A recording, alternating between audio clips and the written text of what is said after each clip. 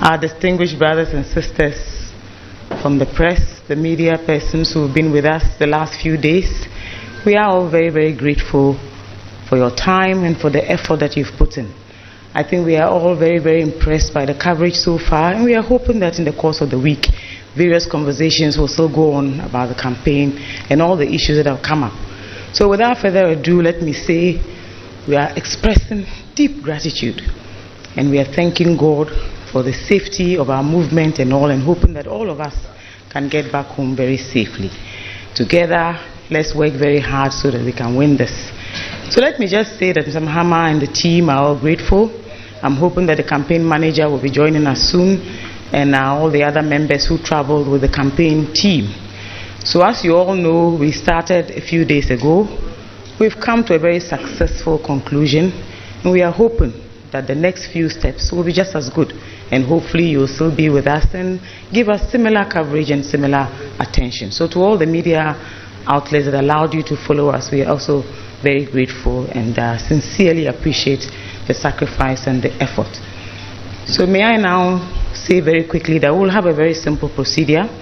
We'll have Mr. Mahama address you very shortly, and then in the aftermath we'll take some questions from all of you here. I believe that we'll be expecting the questions to actually stay with the conversations we've had over the last few days, and issues that maybe require some clarification. You can also reach out and ask him. So may I say that all of us are very grateful, and we thank God for this beautiful morning. Also, hopefully at the end of it, if there are any other reasons why we need to wrap up further, you can ask, and then we can give you all the clarification. So let's invite Mr. Mahama to please join us on the podium. Thank you.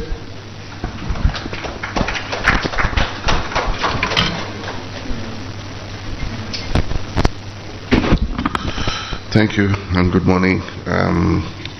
I'll keep this brief so that we can have more time for the interaction and questions. First, let me thank the Almighty God for a successful completion of the Upper East campaign.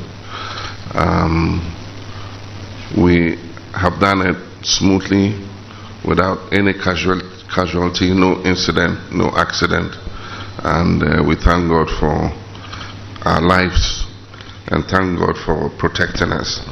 Let me thank the Upper East region for the cooperation we've received, the encouragement, the support wherever we've gone. I also want to thank the media who came with us from Accra. You've left your families, you've been with us, you've seen the terrain, you've seen the issues, and then the local media, you are here with the people, and so you know what the issues are, and you also followed us around, and you took part in everything that we did.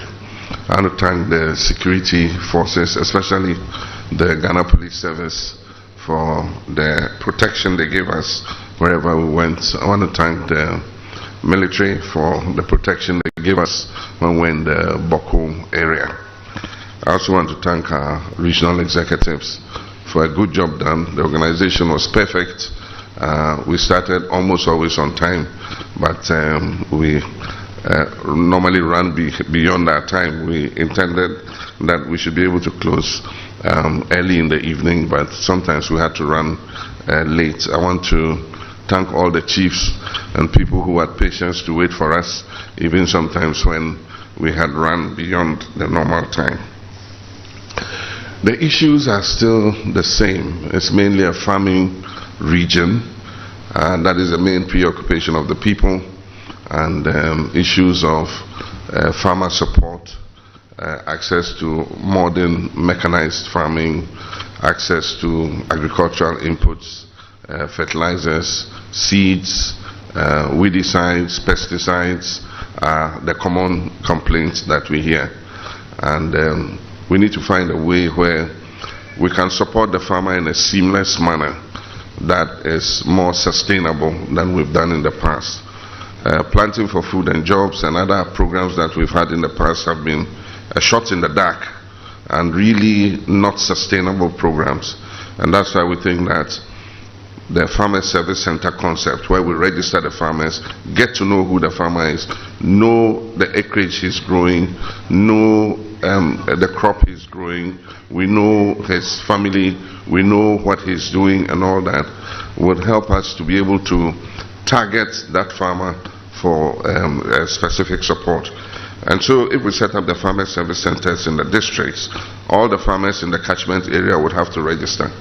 And when they register, we'll go measure their farms, know what they are growing. We'll even know their whole households. We'll take a census of their households, how many dependents they have and all that. So it will be a kind of small microcredit scheme where they give them all the support at the beginning of the farming season, the fertilizers, the good seeds, the weedicide. If they need mechanization service, they'll offer it to them. If they need harvesting services, they'll offer it to them, combined harvesters and all that. And then at the end of the farming season, when they have harvested, they can sell their crops to the Farmer Service Center at a minimum guaranteed price so that middlemen don't take advantage of them. And when they have sold, the cost of the inputs will be deducted and whatever profit they have will be paid on to them. There's the need for us to urgently introduce agro-processing because we're not adding any value to the crops that they're producing. And so creating agro-processing zones where we bring equipment, small equipment, using the private sector to buy the maize off them, produce corn grits, produce maize flour, and so on and so forth, produce cassava flour, process granules, process all the other crops that they produce, process their rice and package it nicely for the market. These are all things that would help to change the lives of our people here. Of course, the road network is a major issue, and everywhere we went, people are complaining about roads. Our president says they built 12,000 kilometers of roads. Now 12,000 kilometers of roads is like flying from Accra to Japan non-stop. That's 12,000 kilometers. And if they had built 12,000 kilometers of roads, it should be obvious to everybody. Unfortunately, that doesn't seem to be the case. The roads are in a bad state. And the worst thing is that the roads that were formerly in a fair condition, they have refused to maintain them for the last 8 years.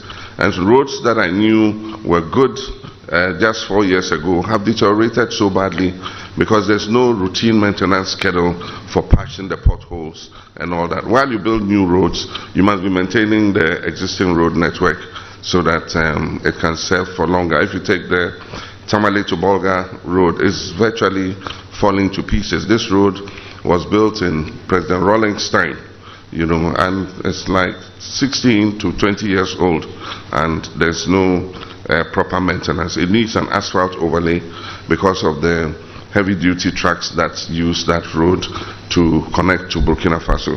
So these are the issues. Roads are a major issue. The next is education and healthcare. There's the need for more schools, more access to secondary education, more access to tertiary education. There are big gaps in terms of tertiary. For instance, if you start from Daboya all through the overseas area to Kobori, to Yagaba, to Yizesi, to Fumbisi, to Sandima, all the way to Navrongo. There's no tertiary institution in that whole area. If they want to access tertiary education, they either have to go to Wa or go to Tamale or come to Navrongo or to Bolga. So there's a big gap there.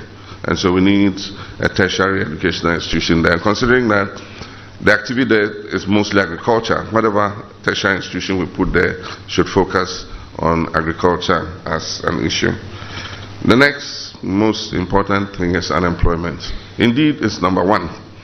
There are teeming young people who have nothing to do, and it's a ticking time bomb for us. If we don't do something about youth unemployment, then I'm afraid we'll have some of what is happening in Kenya and Nigeria on our hands. And so that should be, youth unemployment should be declared a national emergency. And everything we must do to find something for these young people to do, we need to do. And so that's the next major issue. Other issues include women empowerment, building modern markets so that we can promote economic activity, so that trading of goods and services, can take place properly. So now that we've finished Upper East, our next region is Volta, and so Upper East has set a standard. Volta must start getting ready to be able to match up to what Upper East has done. I also have coming up as part of the Mahama Conversations, a youth program in Bukum, and that is going to be a first of its kind, a youth town hall where I'll interact with young people and discuss their issues so that we can put their issues front and center before the nation. And so these are some of the things that are coming up. But all in all, it's been a successful 4 days. I want to thank Upper East again and thank everybody who has helped to make this campaign a success. Thank you very much. Thank you very much, sir. So we are now that we will take the questions.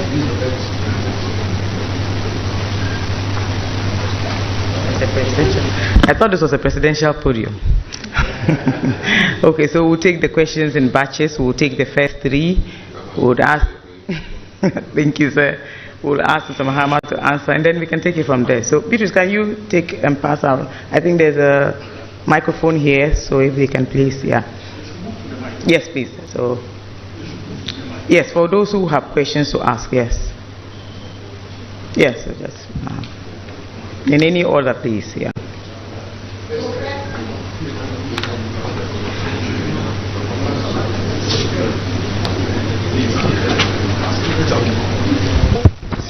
Can you please state your name, your media house, and then let's go on. Thank you. Good morning. My name is Albert Sorry. I work for Joy News. I'm the regional correspondent. I'm also the regional secretary for the GJA. Thank you for this opportunity. I wanted to find out. Thank you. I wanted to ask about the Pualugu multipurpose dam. It's one of the biggest promises that the current government made to the people of this region. They haven't yet been able to execute the project. I want to find out what you think, first of all, of how the current government has handled this project, if it is part of your plans, and how differently you intend to handle it. Thank you. Thank you very much. Can I have the second one, please?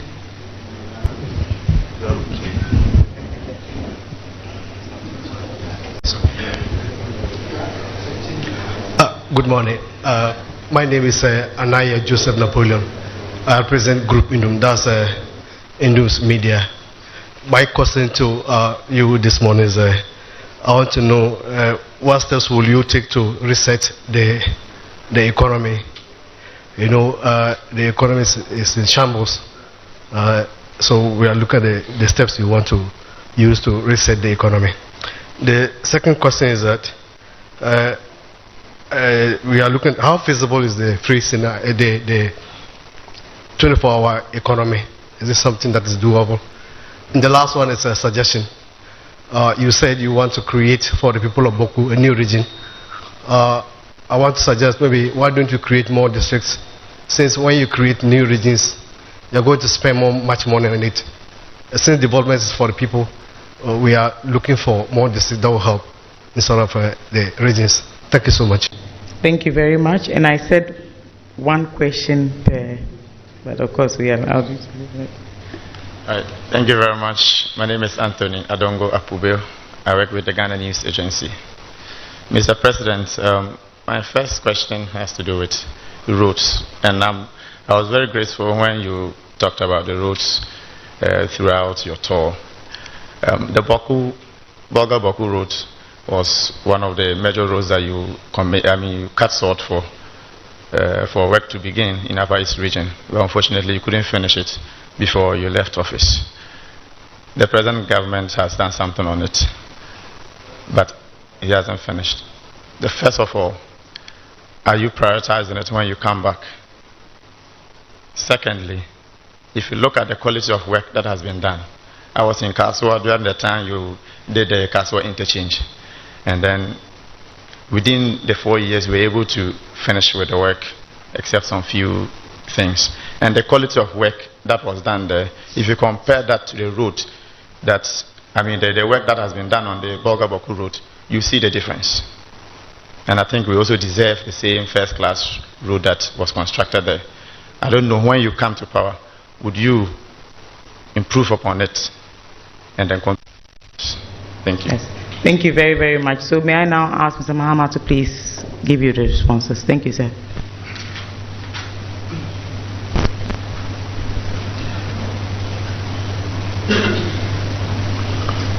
Thank you very much.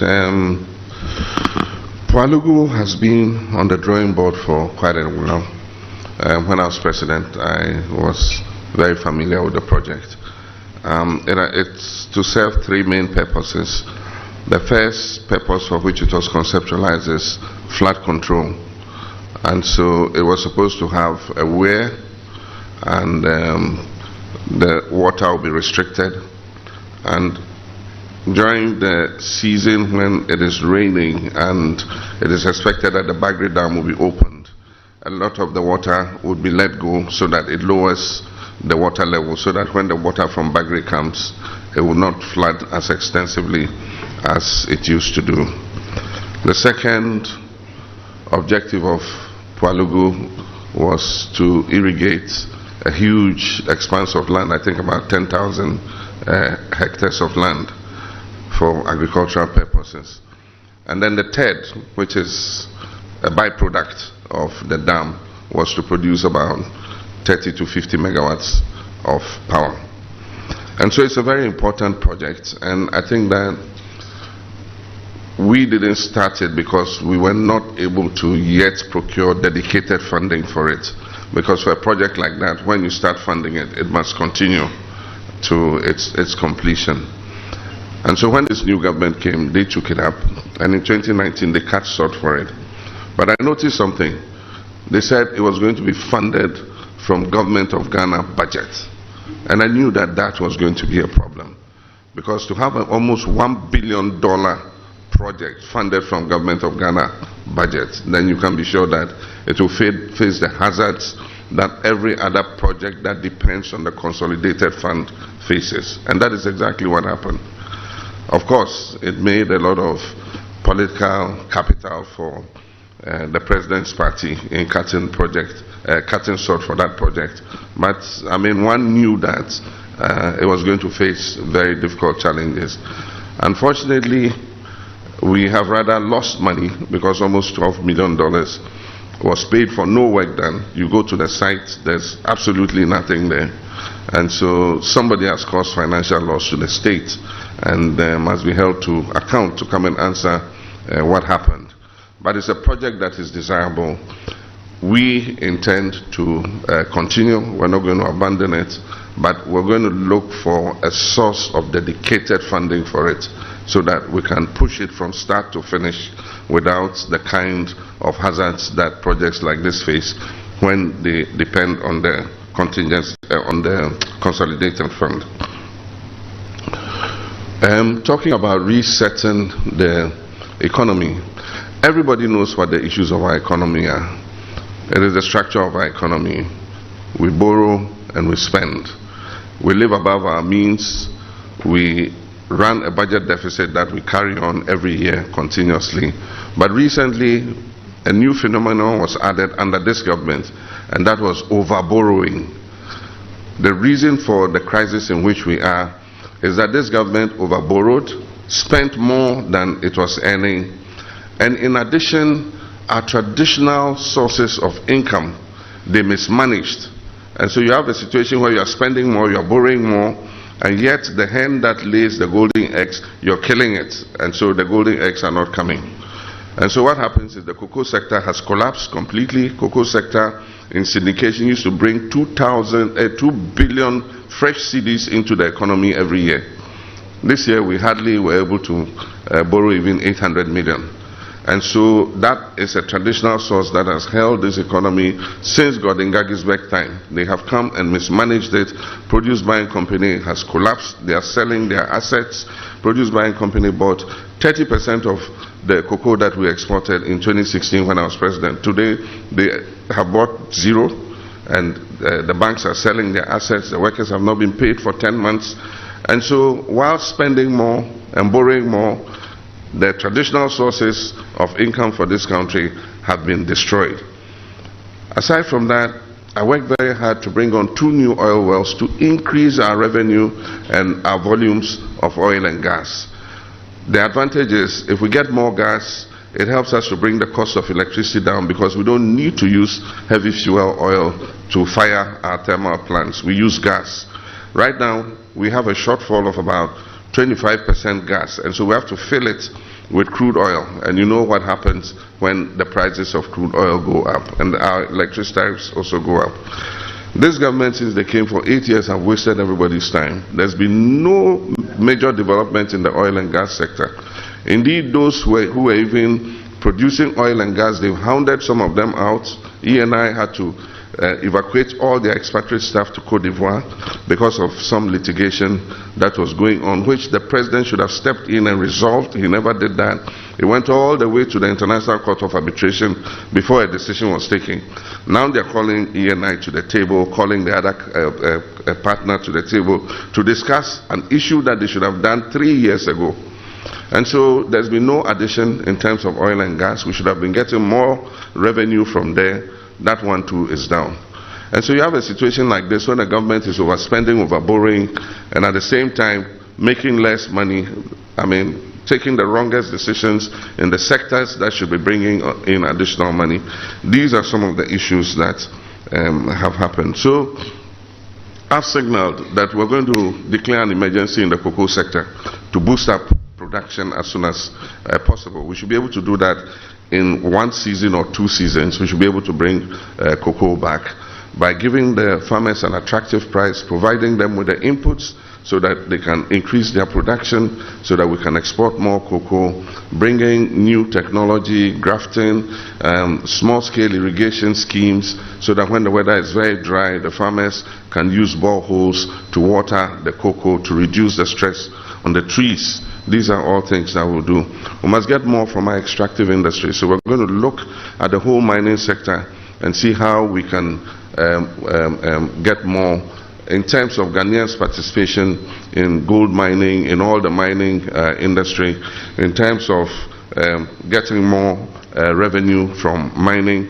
That's an area we'll look at so that we can bring in additional money. We're going to get the oil and gas people to pump like crazy, because oil is in transition. If you don't pump all your assets now, electric cars are coming, the world is changing, there's going to be a reduction in reliance on crude oil, and so if you have those assets, you must be pumping and selling as fast as you can, you know, so that you don't have what they call stranded assets. Because if the world moves on and you have oil in the ground, nobody needs it, and so it will be stranded. So it's called stranded assets. And so you must do that too, so that you're able to invest that money in things that would earn dividends for your country. But indeed, in addition to all this, we must cut waste, because we're going to the IMF for $3 billion. And yet, every year, if you look at what we lose in terms of waste, in terms of inefficiency, we probably would not have needed to go to the IMF if we were able to plug these loopholes. Every year we talk about it, but nothing substantial is done. We're going to look at that in a more dramatic manner. But above all, what we're going through, the adversity we're going through, must teach us to depend on ourselves more. We must cut down our import bill. I mean, we're producing a lot of rice here in Fumbisi, and the farmers were complaining to me that they have stocks from last year that they've not been able to sell. How can we be importing this large amount of rice, and yet we have local rice that we have produced, and the farmers cannot sell it? I mean, it just doesn't make sense. And so government must give the farmers a minimum guaranteed price, and government must put its money where its mouth is. We must provide the money to buy the rice off the farmers. We must process that rice and use it to feed our school children use it to feed our hospitals, stop our schools and hospitals and other government institutions from buying imported rice. They must eat the local rice.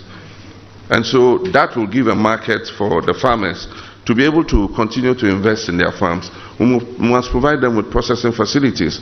The whole Fumbisi, there's a small rice mill somebody has set up. Government said they were setting up a rice mill. It is not functional yet, whatever it is, I don't know. It will come, we'll look at it. But I think that there's the need for a bigger capacity.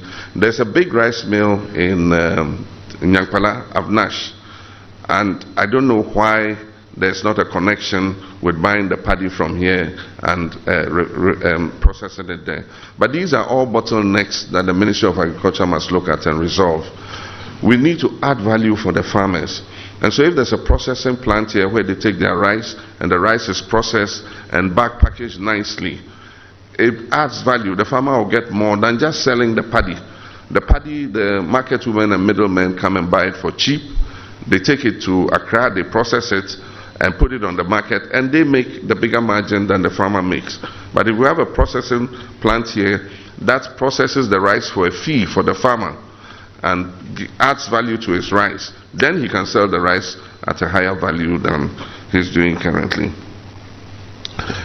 The 24-hour economy is achievable, and it's not a new thing. I didn't conceptualize it. It was in our 40-year development plan in 2016 that I launched, and many countries are implementing it.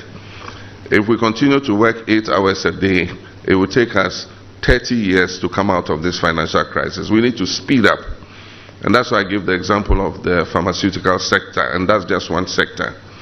If we increase demand for our own health products, we should be able to double the workforce and increase the number of hours that the pharmaceutical sector works.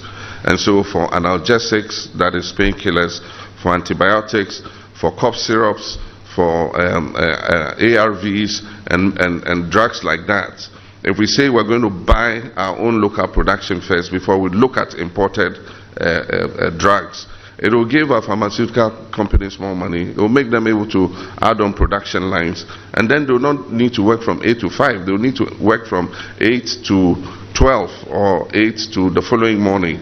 And that will enable them to take on more people. And so if we increase the working hours, you cannot use the same number of employees to work those longer hours. You need to take on additional employees. And that means that more young people will get jobs. In one breath, they say, oh, but companies are doing it already.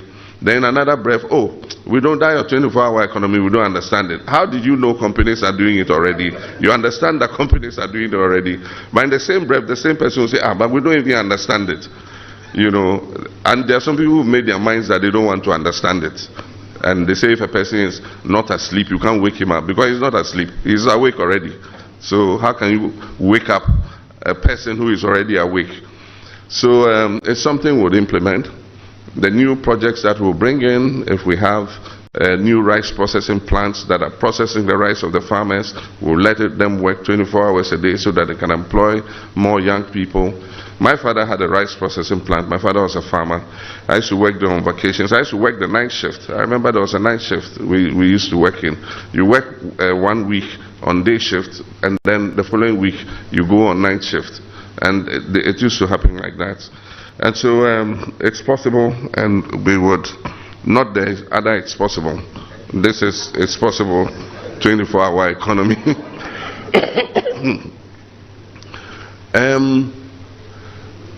The Bokunaba put a request for a new region. I didn't say, when you asked the question, you said, I said I'll create a new region. I didn't say I'll create a new region.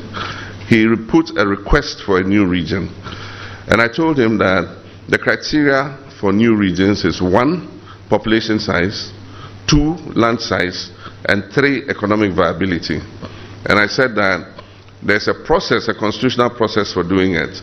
And so first they'll have to petition for a new region. I know the Member of Parliament for Boko Central has written to the Speaker, but that is not a petition. The petition must come from the persons in the, including the Member of Parliament, the chiefs and all that, to the President.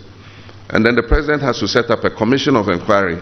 And the commission of inquiry will evaluate whether the area qualifies for a new region based on what I said, population size, on land size, and economic viability. And when it has done that, the commission of inquiry would either say yes, it is possible to create a new region, or it will say no. And so it does not lie in my power to create a new region, and I never said I was going to create a new region. I was just showing the processes by which new regions are created. But what I said was, that area is comparable to some other areas. I mean, for instance, if you take the Savannah region, or the Northeast, or the Western North, their population might be almost equivalent to that. If you take economic viability, they are a commercial center because Boko is a trading area and all that. If you take land size, I don't know, I've never measured the land size of that area. But if you take the constituencies there, there are 6, the districts are 6, and maybe in other places they have the same number of districts. This was just something that I was saying comparatively. But all in all, it depends on the constitutional processes. After the Commission of Inquiry has recommended even yes, it must be subjected to a referendum in which not less than 40% of the people must vote and 75% of them must say yes. So it's a complicated process, and so let's correct the misconception. I didn't say when I became president I'm creating a new region. I'm saying that the Bokunaba requested a new region, and I was explaining the processes that has to be gone through. My information is that the vice president went there and he said the same thing to him, and the vice president said the same thing about the constitutional processes for creating a new region. The Bolga Boku Polmakom Road, I cut the sword for it, and we started work on it. This government has continued the work, but the work has not been completed, mainly because of the debt restructuring. The financing that was being used for it has been affected by the debt restructuring. So currently the contractor has demobilized, and so some of the bridges are left undone, and there are many stretches of it that have also not been done. So we need to find new funding to be able to complete it. It's a very important road, and it carries a lot of traffic, and so it's a commitment that I made that when we come, we'll do everything in our power to continue and complete it.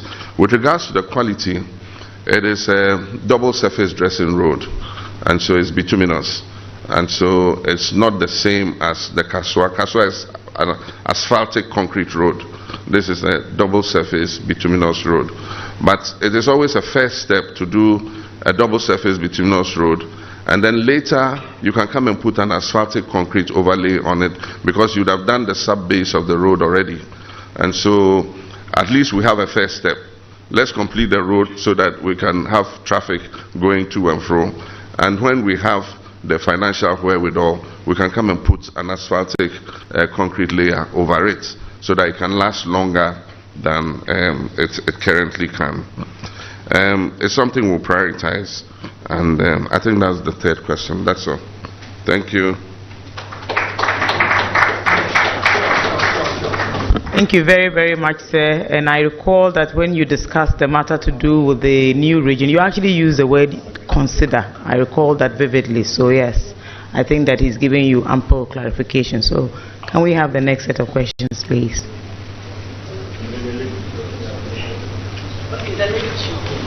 Good morning. My name is Atungo Idrisu Kasim. I work with Wimpang Radio and a reporter to TVXYZ in the region. My question is, Your Excellency, we can see that corruption has taken over the whole nation. If the good people of Ghana give you the opportunity to come back to power as a president of this nation, how are you going to fight this corruption in the country? Thank you.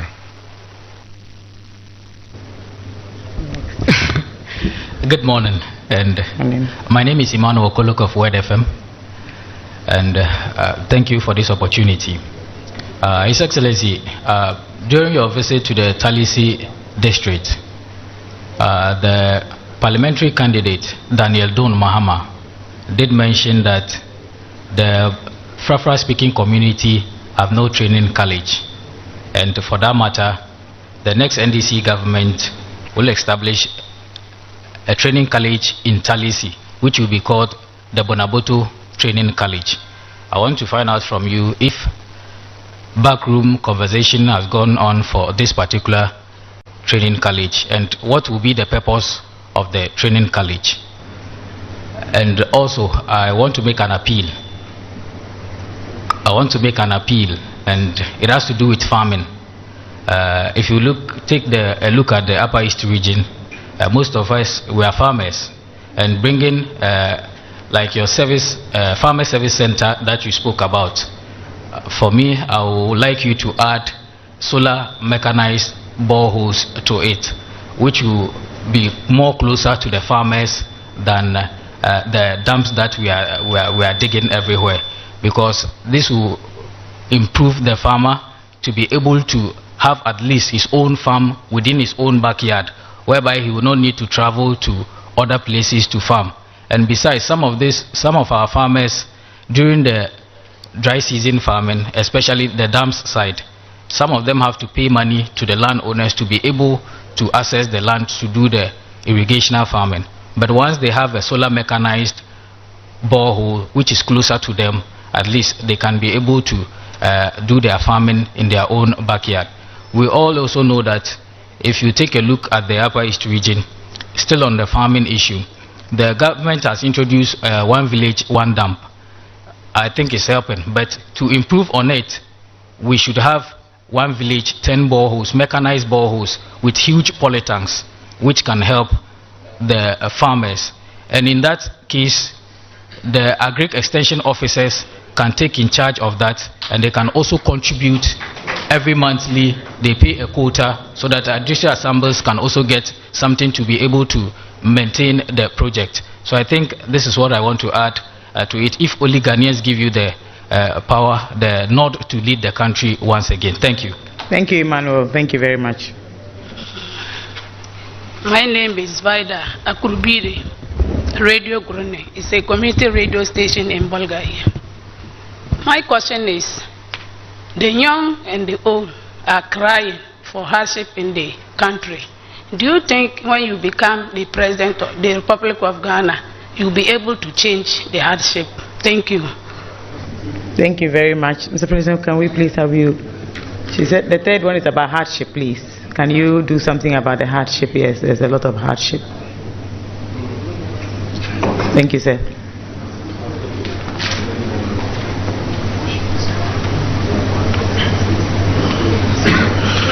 Thank you very much. Let me just take this very quickly. Hardship is the result of the economic crisis we're going through. We've seen the prices of goods and services increase astronomically. Normally when you have an inflationary spiral, its net effect and its impact on the people is hardship. And so as quickly as possible we must bring inflation down, because inflation reflects in the rate of increase of prices of products. So for instance, you find that today cement is 140 cedis. How much is it in Bulgaria? A bag of cement? 110. And in 2017, that same cement would have sold in Bulgaria at about 30 cedis. And so you're paying how many times more for a bag of cement than you used to pay some years back. And that reflects in terms of it's a fallout of the economic crisis that we're in. So as quickly as possible, bringing inflation down to reduce the rate of growth of prices of goods and services must be a priority in order to bring down hardship. The other is to increase the incomes of the people so that they are making more money and they're able to look after themselves. And like I said, this is an agricultural area, so interventions that allow the farmers and people engaged in agriculture to be able to increase their incomes is something that we must look at. And that's what we're talking about. It leads to the next question: farmer service centers, support for farmers, minimum guaranteed prices, helping them to market their products, and so on and so forth. Those are all issues that we can do. There's also the issue of the Women's Development Bank, because women, if you empower women, it affects the whole society. The women reinvest their incomes in the family, in their children, and all that. And so if we give women small credit to be able to invest in their small and medium enterprises, be able to do their trading, sell their food, and so on and so forth, take care of their small agricultural backyard gardens and all that, it will increase the family incomes. And that would help to alleviate some of the hardship. And so those interventions are necessary, and those are the kinds of interventions that we intend to concentrate on when we come. With regards to solar mechanized boreholes, yes, it's possible. It's just a matter of looking at the comparative advantage in terms of cost. You cannot drill a solar borehole on every smallholder's farm.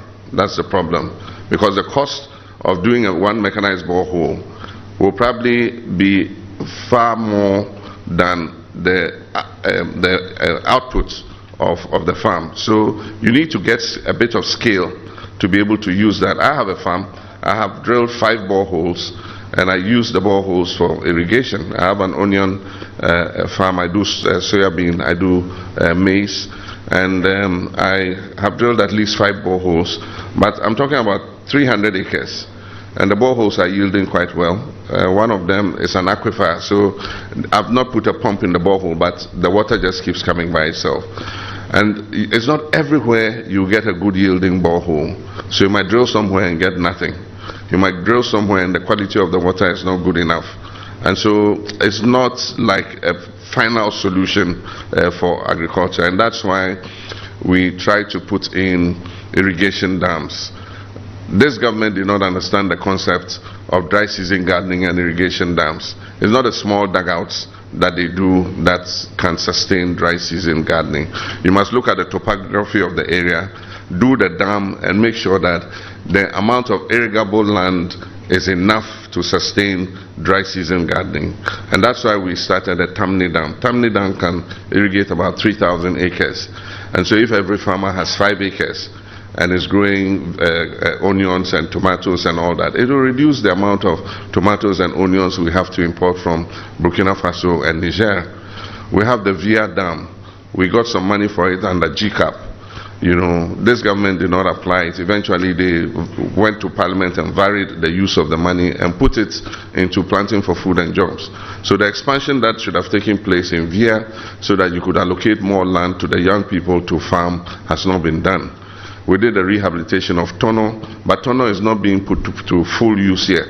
If it's put to full use, it should be able to produce much more tomatoes and other products for the market. So we have the capacity to be able to expand. For instance, Lambousie had a dam that broke. I recently, from my own resources, went and rehabilitated that dam for them, and it can irrigate about another 600, 700 acres of land. And the young people in Lambousie can establish their farms and use the water for irrigation. The water is enough. Apart from that, they have started fishing and catching a lot of catfish in there. So these are the little interventions that we can do that can improve our people's lives. The lack of a tertiary educational institution in that area is not only Palensi. They're actually talking about the whole Bonaboto area. That includes Bongo, Nabdam, you know, and includes Tongo. So that whole area has no tertiary institution. That's why I was saying there are some blind spots when it comes to tertiary education. And so the children have to leave their communities and travel far if they have to go to College of Education or go to university or something like that. And so in future, what we'll do is we'll map out those blind spots, and then when we're establishing new colleges of education or institutions of higher learning, we will try to position them in those areas that do not yet have them, instead of just adding more to where they already have an abundance of higher educational institutions. Corruption is probably the highest in the Fourth Republic under this government. And I'm not saying it because I'm the opposition leader. Transparency International Corruption Perception Index shows that it is the highest this government has done. The perception of corruption is the highest. But you can't measure real corruption, you measure the perception. And so if it says the perception of corruption is highest, then it means that corruption has gone higher. But even just anecdotally, you can tell that there's not the will to crack down on corruption, because the president himself is the one who normally comes out first and shields people who are accused of corruption. And there are many cases where he's cleared them. And I was surprised. He said every single case of corruption in his government has been investigated and dealt with. I'm not sure whether he lives in the same country with us or he comes from Jupiter to come and visit us, you know. But certainly we know better. We know that that's not true. To be able to deal with corruption, I think that we should take away political interference. We should leave the anti-corruption institutions to do their work. This government is fighting the OSP. Indeed, they've made attempts to, they hounded the first one so much, Martin Amidu, that he had to resign. And the second one, they set up the OSP office, but they are the ones fighting with the OSP and, you know, trying to get him out. The OSP should be left to work, and I make that commitment when I come into office. The special prosecutor would have a free hand to do any investigations he wants. And it's not going to be, what we do is, it's easy when you come into office to investigate your predecessor government. They are your political opponents, so investigating them and prosecuting them, indeed you will enjoy doing it. But the real test of the fight against corruption is when it happens in your regime, that you're able to investigate and deal with it. And the only way to do it is to allow the anti-corruption institutions to have their way. And so I have sounded a warning that all those who are lobbying and wanting to come and serve in my government, you do so at your own risk. If you go and do something that brings you into the radar of IOCO or the OSP, I'm not going to come and defend you. You have to go and defend yourself. And if you are found culpable, it will be your business. And so I think that that's the way to go. Thank you.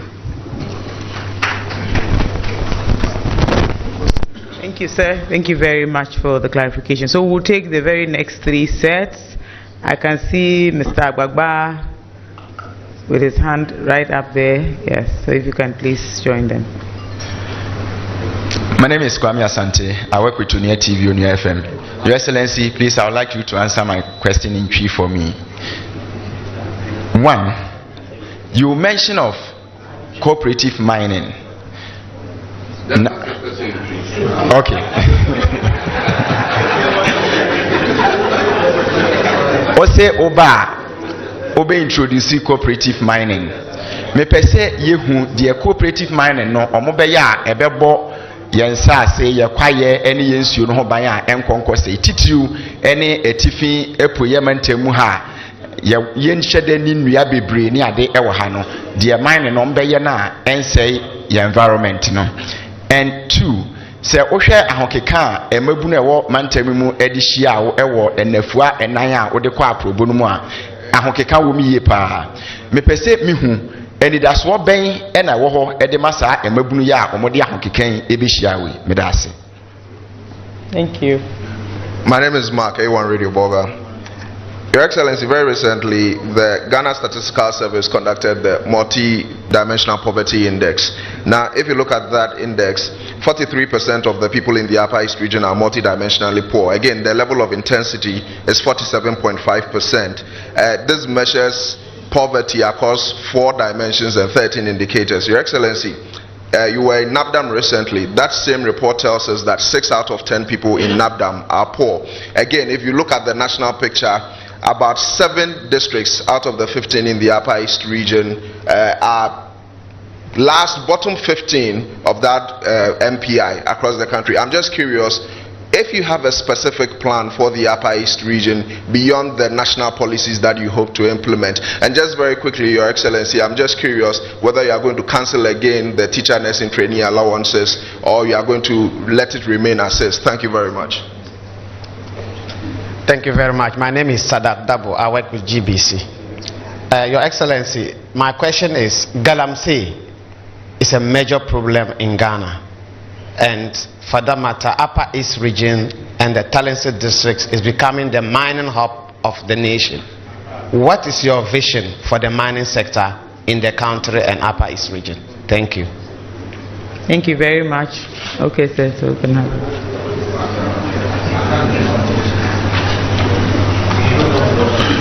Thank you very much. Nedikai me the question now Okasa Minkatrino. Meyano Ansana Mashe Neaka. Cooperative mining a concept I yedeba. I just say a shefufro ye pesi yedeba. I just say so wo hwe bibia ye mining na yanka say Upper East region ha ye wo mining operations mienu baako ewo eye Shanzi mining China for be na ye mining ho and foforo bi nso aba a ye friend cardinal mining na bibia me koye no emabunu no bebre ene ye Ghana for echese omo wo ho no omo so omo pese omo ye mining ne kakra na omo timi nya bibi etimi de hwe omo ho na etsan say big mining companies na fa concessions mienu no nya ye kan say baby so wo ho a eda ho a yenim say gold wo ho enti se eba ye be ma geological survey aye ho exploration ni amape ho out na emabunu ne enkrofo mpese omoye sa mine no ye be kan mabum in cooperatives enti ombe register as a cooperative na ye de emabunu na omoye University of Mining and Technology ewo Takwa UMAT a omun wo ehunimdie ye de omo beba be kan cooperative no ho no ma kire omo sane omo be ye mining no abra obi empra abia obi enhre na kwa omo ye mining no so ya omo be kire omo sane na omo be kata your friend land reclamation omo be kata asase no omo be san piepia akatakata amra no no mo san duadua endua ewo ho faso enti san nyoma ni na ya dia ye betimi aye eno na the concept of cooperative mining na enye Upper East region hankwa bebia ye mining bia ye de sa concept no bema se ne be ya ye mabunu no so ebetimi enya adwuma ye big mining companies ne say omutimi je woko bebia ye ko ye ya company ba ko 60 km square I just say enye 60 km square ni nyina ena obe mining bebi wo ho a ohwe a gold no enoso dodo enti ehonya dia echese eya dia enen echine ya obekwa akoye mining wo ho enti nye ka ne se yenhwe asase a big mining companies na je bebi a echese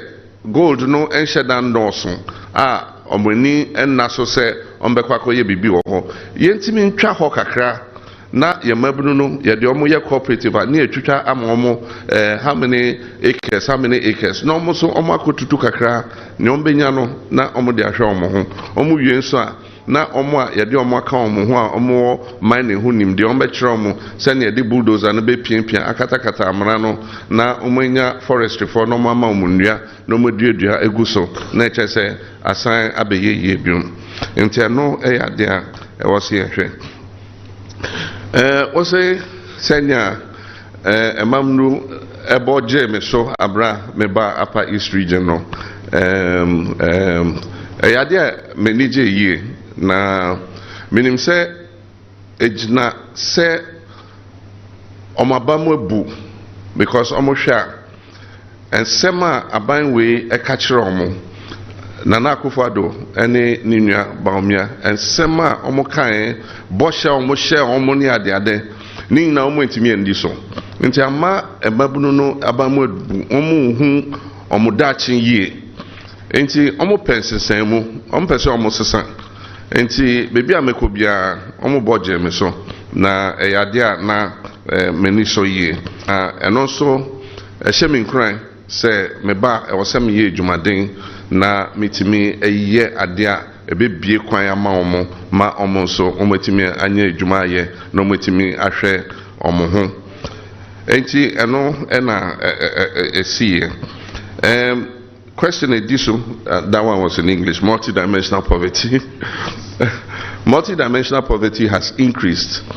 You know, from the time of the beginning of the millennium, that is from President Rawlings into 2000, and then when President Kufuor came, we came up with what we call the Millennium Development Goals, and the target was to reduce poverty. And Ghana was one of the best performers in terms of poverty reduction. Unfortunately, over the last 8 years, we've seen an escalation. The World Bank has said that 800,000 people in the last 2 years or so have fallen below the poverty line. And people continue to become poorer, also exacerbated by the economic crisis. The capital of a lot of small and medium Ghanaian enterprises has been wiped out by the debt restructuring. People have lost money in the bonds. People's little savings that they put in provident funds, in other funds, you know, have been wiped out. Indeed, the savings of the Ghanaian middle class has been completely wiped out. And so it means that our indigenous capital has gone down. And this is the capital that is invested, that creates jobs, that creates incomes for Ghanaian families. And that is why we're seeing an expansion in poverty.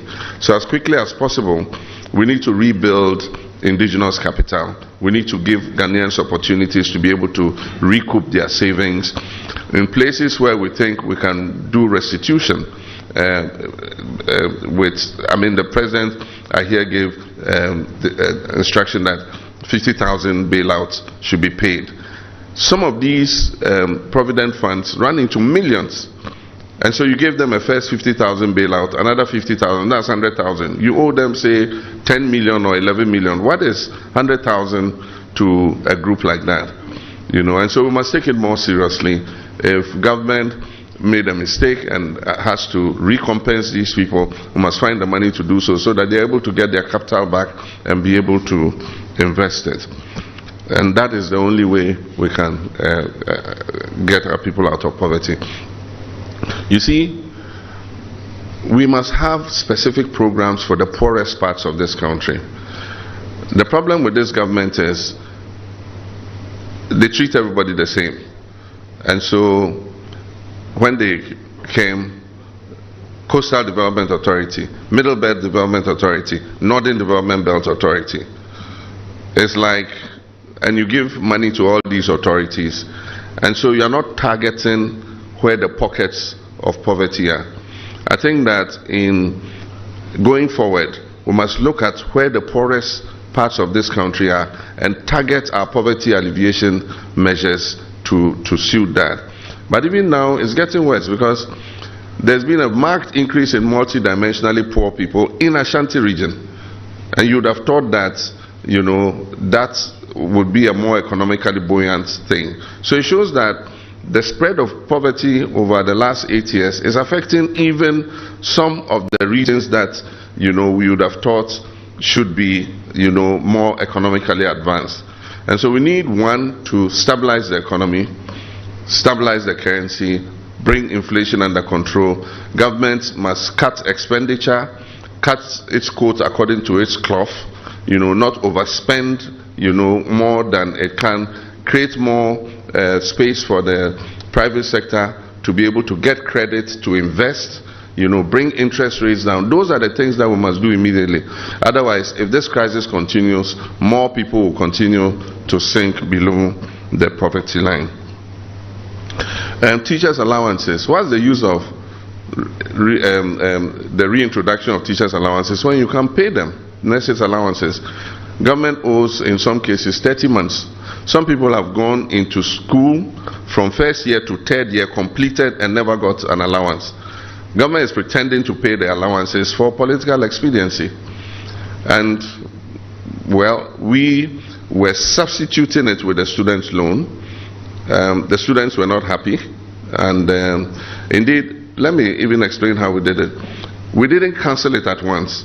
We said those who are enjoying the allowances will enjoy it till they complete. So the new ones who came had never had the allowance. We said we'll start you with the student's loan. So it's not like you had the allowance and we took it away. You had never ever been part of the allowance. And so we're phasing out those who were on the allowance and replacing them with those who are going to go on the student's loan. Jack Toronto and his younger brother said they can pay and they will pay, and that I'm a very wicked president to take, you know, the allowance away. But that is it. They are not paying. You know, they owe so many months of arrears. They can't pay NAPCO trainees. You know, they made a lot of noise with NAPCO. You owe them, the children, about 10 months arrears you can't pay. And for the first time even, they can't pay national service allowances. National service allowances have never been in arrears because we don't pay them anything substantial. It is just a stipend. And so every government before this government never ever had national service allowances in arrears. This is the first time this is happening. You said you could pay teacher trainee allowances. Please, I'm appealing on behalf of the trainees again, teachers and nurses, that you pay them their allowances. Even with regards to the teacher training allowances, what they've done is they've reduced the allowance and split it in half and giving the students 200 cedis, I think, and they're using 200 cedis for their feeding. In our time, we're feeding them free of charge. Government was buying their feeding, and then we're giving them the allowance. So even though they've said they are retaining the allowance, one, the allowance doesn't come. Two, when it comes, it's reduced, slashed by more than 50%, and half of it is used to feed them, and they're giving the remaining little. But all those allowances are in arrears, and I think that government should look at it. We will keep the status quo as it is, because for the nurses particularly, under the student loan scheme, they don't qualify. And so we need to make some amendments before we can put them on students' loan. So we'll keep the status quo, like I said, until we're able to make the necessary amendments to transition everybody onto a student's loan. And we're calling it the enhanced student loan because we need to increase the amount so that it's meaningful for the student to be able to do something with it. And as soon as the student gets a job, we must have a mechanism to start deducting it so that we can use it to support the next batch of students coming. The last question was almost the same as the first one on Galamsey, you know, and how we can deal with it. It's to make sure that we, the agencies that are supposed to enforce, you know, are able to do their work. I had said before, when I was president, when I pulled out the military, you know, that sending the military and chasing those boys is not going to solve it. We need a different, innovative means of solving it. And so we have made our proposals. In all the districts that there's mining, we're going to open offices of the Minerals Commission and the Environmental Protection Agency and all the agencies that deal with mining, so that we bring them closer to where the mining is taking place. And we're going to hold them responsible for enforcement of the mining bylaws. We're going to attach students from UMAT to all the small-scale mining companies so that they're able to supervise and show them what to do. They will pay a little bond. And so as they mine, they'll be putting some money aside. And that money will be given back to them when they have finished mining and they have, you know, repaired the area. If they haven't, then the money would be paid to some other person or company that will go and do the reclamation. And so that is one of the things. And then also involving the chiefs in enforcement in terms of environmental protection. I think that the time has come for us to give the chiefs some authority in terms of helping with environmental protection, in terms of sanitation, in terms of afforestation and things like that. We need to bring our chiefs in because they are the grassroots, they are with the people, and they have a certain influence. They are respected by their people, and so I think that they have some moral persuasion that if we bring to bear on what government is doing, it will give us better results than currently we have. Thank you.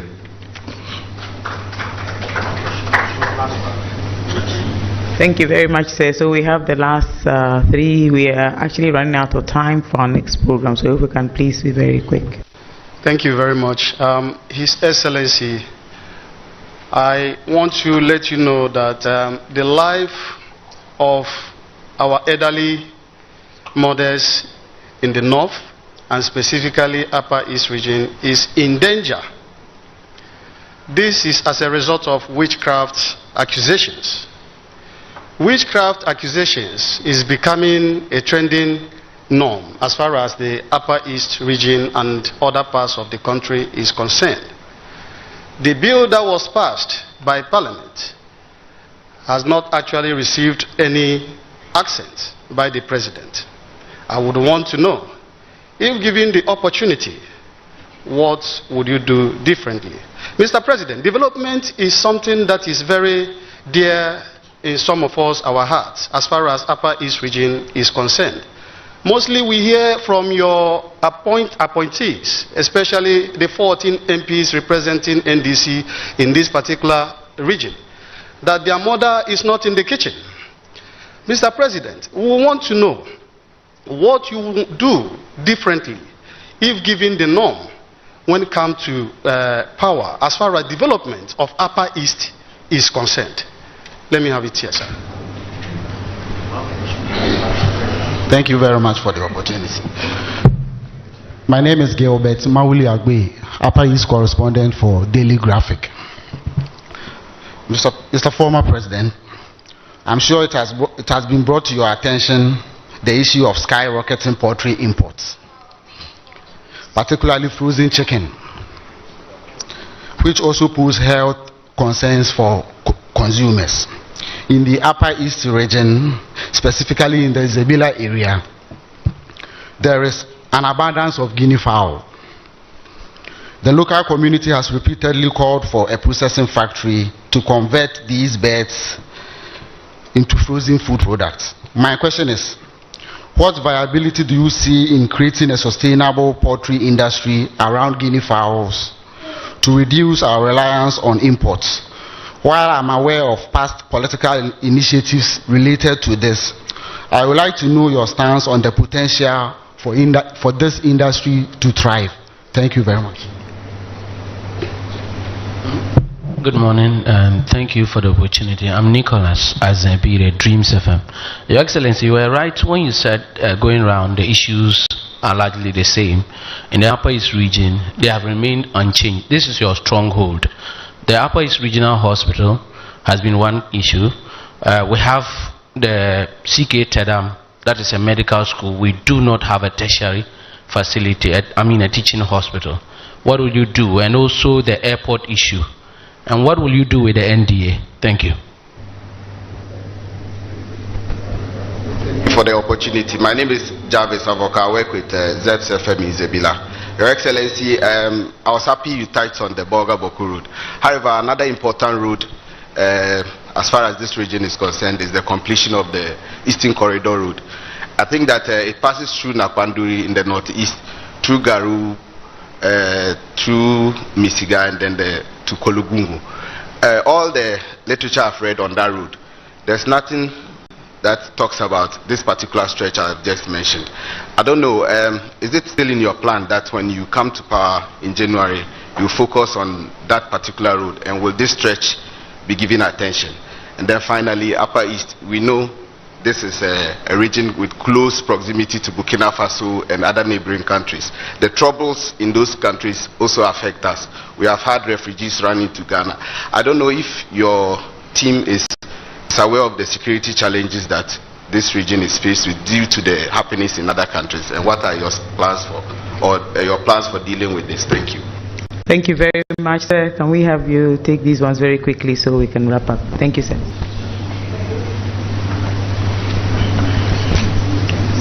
Thank you very much. Whenever there's poverty and crisis, there's an increase in witchcraft.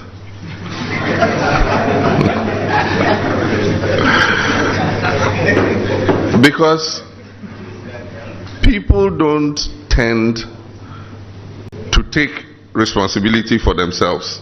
They must find somebody to blame for adversity.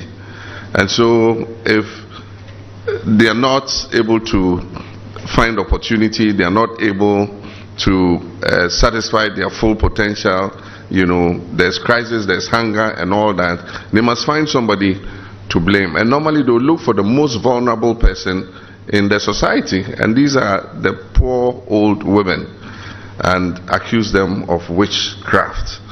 And so it's a direct correlation to the increase in poverty, the increase in accusations of witchcraft. But look, let me tell you, there is no witchcraft. None of your mothers is responsible for your poverty.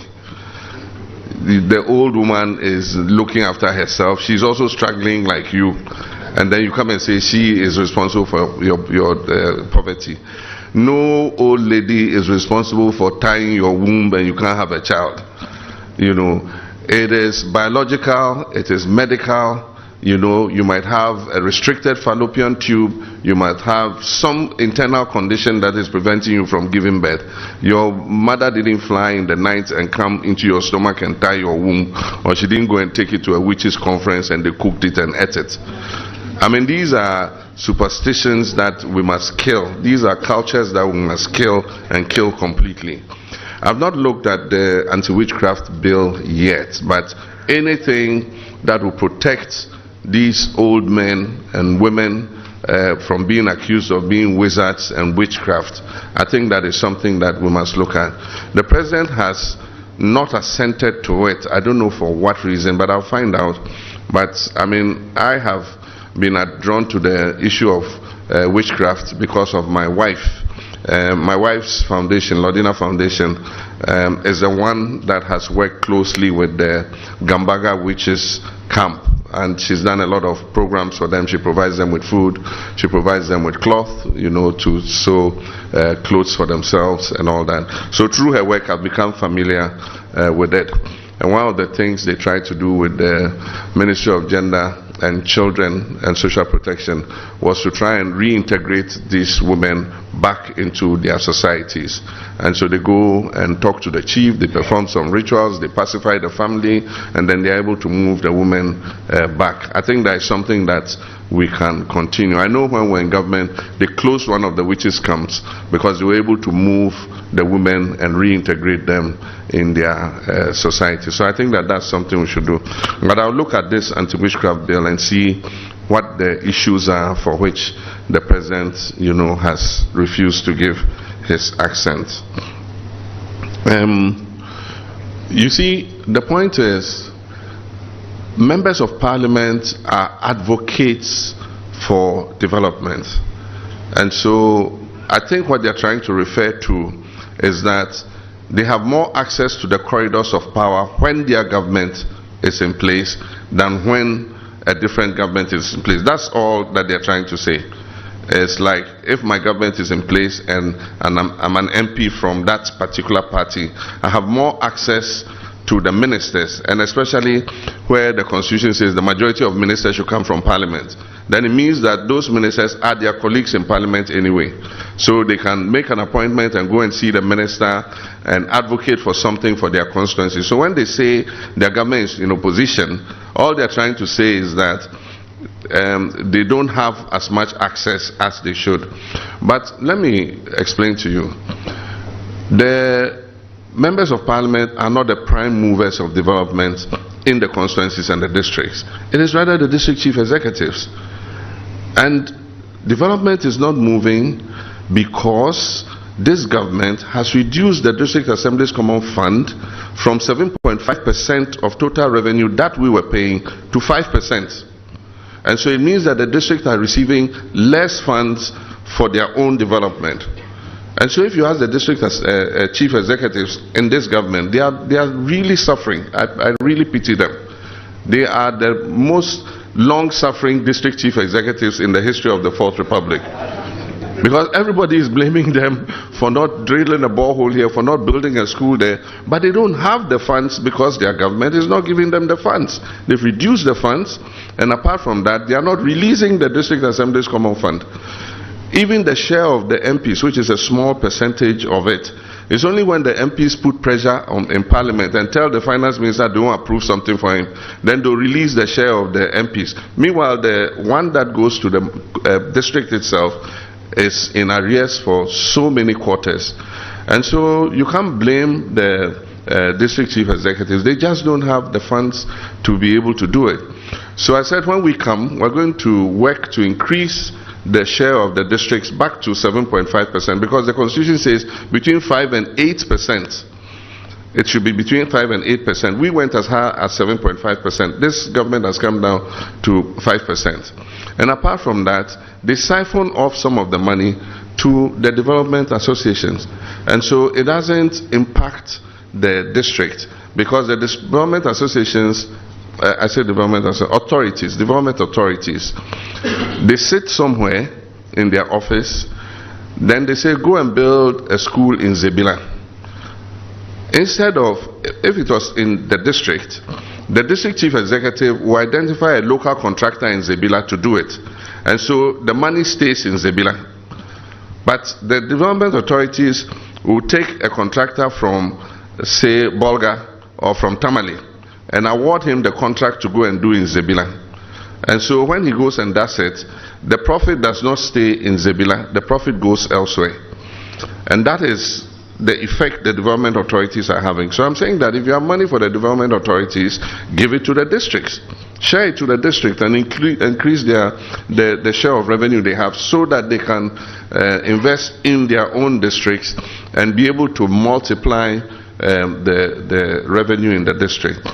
I've been an MP before, and I remember when I was an MP, anytime the District Assembly's Common Fund is released, Bole Bambo is buoyant. The slaughterhouse, they kill a cow, people are buying meat, because they pay the contractors, the local contractors, and the local contractors to, you know, put money into the system. The hairdressers, the local contractor's wife will go and do her hair, the hairdresser to get some money. He goes and pays the filling station for the fuel he credited, the filling station attendant to get some money. He goes to the beer bar with his friends, the beer bar person to get money. He goes and pays the cement that he borrowed for the contract, cement person to get money. So it has a multiplier effect in the economy of the district. Unfortunately, that has dried up, because the District Assembly's Common Fund is not coming, and it is less than it used to be. And so these are the issues that we need to look at. Poultry imports. Poultry imports have increased. We're spending more on frozen chicken from outside. And that is because their own people are involved in importing the poultry. Recently, one of their biggest financiers passed away. She's the biggest importer of poultry in Ghana, member of Council of State. And so you can be sure that this government is not interested in restricting poultry imports. Also, because of the financial crisis, the cost of inputs in Ghana has gone up. So the cost of feed is high. The cost of all the things that they use to grow the poultry is up. And so our farmers are struggling, and it makes it easier to bring this frozen poultry in. And most of the time, the tariffs are high, but they are able to escape the duties. So they are able to bring the poultry in at lower than our own poultry producers can produce. So most of the major poultry farms are shutting down. Akati Farms was one of the biggest poultry farms. The last time I heard, they are struggling. I mean, I don't know if they've shut down, but they're almost shutting down. We need to reverse that situation. We need to reverse that situation. And so we already have had an engagement with the Poultry Farmers Association. We know what the issues are. And when we come, we'll do everything to try and support them. This was one of the SADA projects. And it was supposed to create an incubator for guinea fowls. And so the incubation plant was built. The incubators were put there. And they were going to incubate the eggs and raise day-old guinea fowl chicks. Distribution to households, 100 chicks, and you will be given the poultry house and shown how to raise the guinea fowls. And then there was supposed to be a processing plant so that the guinea fowls will be bought off the households and processed, and they will put them in frozen trucks to send them down to the south to market. Unfortunately, the project ran into issues. The media criticized it, and they came and said the guinea fowls had flown to Burkina Faso. No guinea fowls flew to Burkina Faso. Guinea fowls are not migratory birds. And the project was not for you to come and see thousands of guinea fowls in one place. It was supposed to incubate the eggs and give the guinea fowl day-old chicks to the farmers. And so somebody came and asked, he says he asked the watchman, where are the guinea fowls? And the watchman said, oh, they go Burkina Faso, they go come rainy season, they go come back. And then it took a life of its own. The media went and published it. And up to now, there are people who believe that there were some guinea fowls that flew to Burkina Faso, So that project died. But I think it's a project we can look at again, because people find guinea fowl meat more healthy. And if you go to the south, they have roasted guinea fowl that people are consuming. And I do think that if we're able to increase guinea fowl production, it would help the incomes of a lot of families.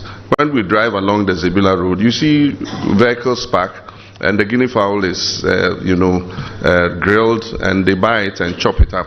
And it makes a healthy meal. And so it's something that we're prepared to look at.